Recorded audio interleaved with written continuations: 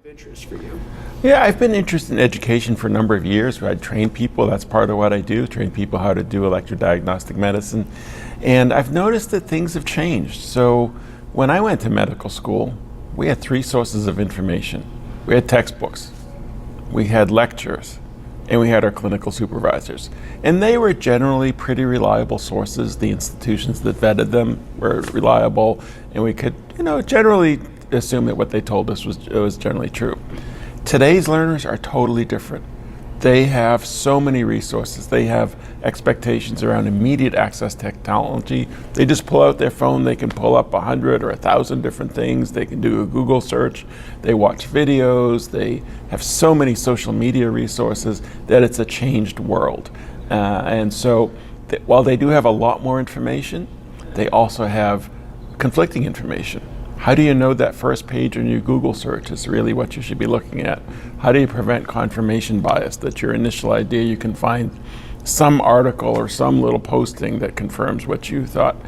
And today's learners are also confronted with a shorter attention span because they're used to little TikTok videos that, it's not the same thing as reading a whole textbook chapter.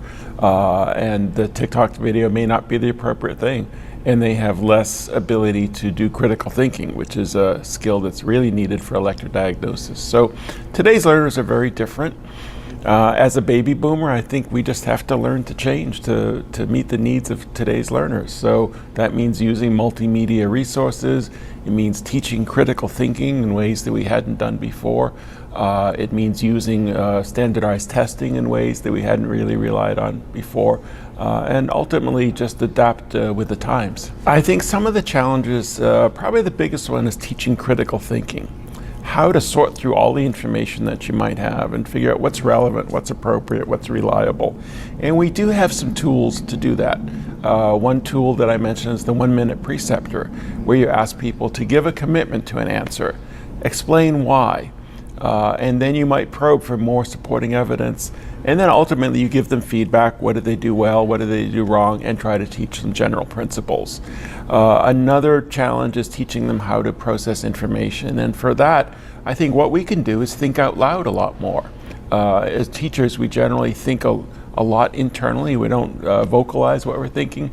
If we can think out loud about our uncertainty, our decision-making process, how we gather information, how we come to a conclusion, I think that would be really helpful to learners. And it's a challenge, but it's one that I think we can meet.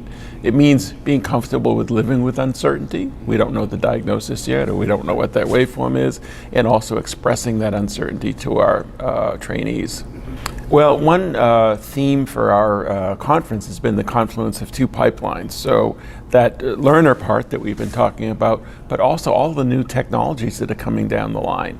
So some great opportunities around artificial intelligence. How is that going to fit in? And there are opportunities around documentation, around diagnosis that we didn't have years ago. There's opportunities for new types of learning. So we were just at a session on looking at musculoskeletal mimics of radiculopathy. And there's a lot of physical exam findings. Well, in the old days, you had to find someone who knew how to do that, have them show you and teach you. Now you can go on YouTube and find someone who shows you how to do those exam findings. So that's a great new opportunity.